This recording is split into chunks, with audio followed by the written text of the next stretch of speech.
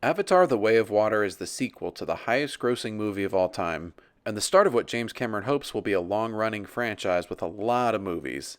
Not two, not three, not four, not five, not six. Cameron also wants his Avatar franchise to be similar to Lord of the Rings, in the sense that each movie is a part of one grand story. He's clearly very passionate about this franchise, and much like J.R.R. Tolkien put years of love and care into creating Middle Earth, Cameron has done the same with Pandora. It's clear from one glance at the Avatar movies just how much thought and effort was put into every aspect of this world, including the animal and plant life, and the Na'vi's character designs, language, and religion. But where Tolkien surpasses Cameron is with story and character. Lord of the Rings has a unique and epic story with a clear goal, clear stakes, and a memorable cast of unique characters. Avatar: The Way of Water introduces several new characters that aren't bad, but they're simply defined by just a trait or two. You've got the stern father, the rebellious teen, the outcast, the cute little kid, etc.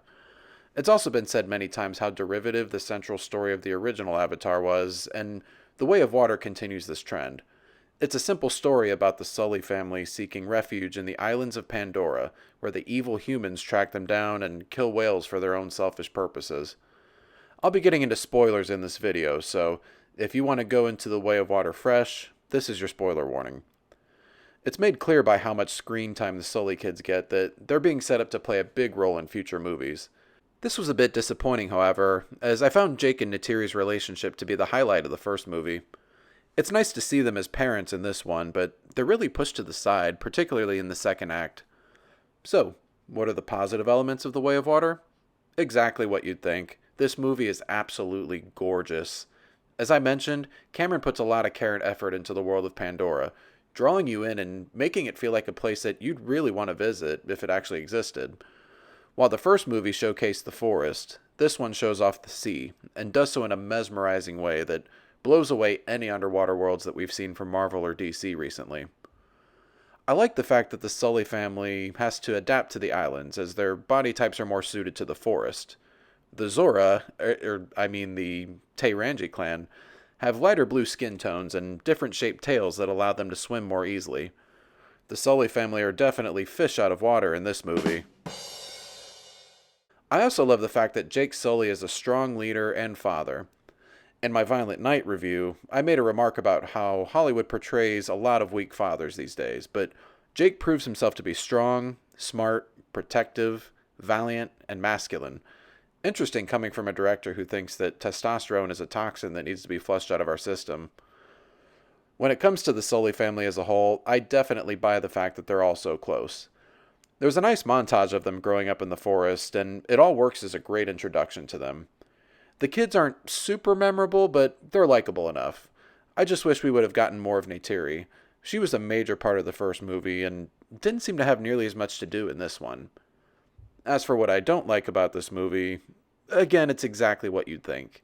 The humans are two-dimensional, uninteresting villains, much of the main story is derivative, and the third act was pretty weak.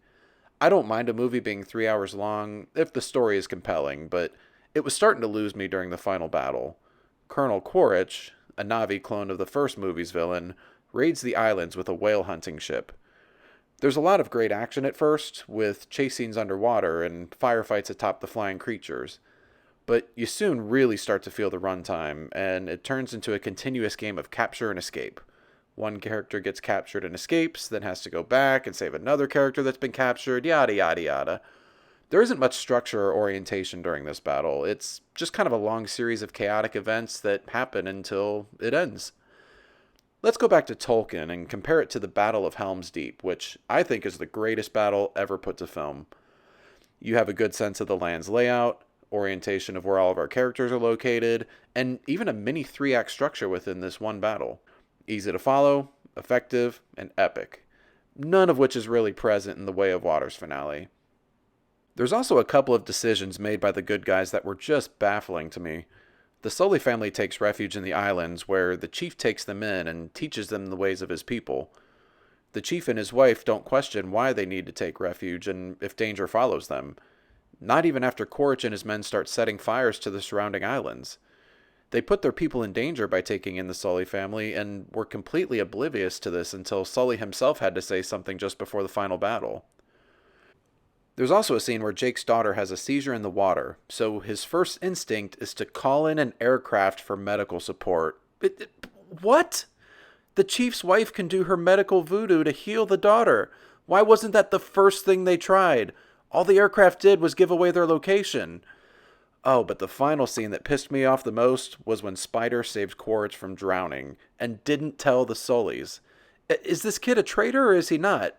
I mean, the movie seemed to really want us to see him as a good guy, but despite Quaritch being his father, this kid still made a decision that will 100% lead to several deaths in the future.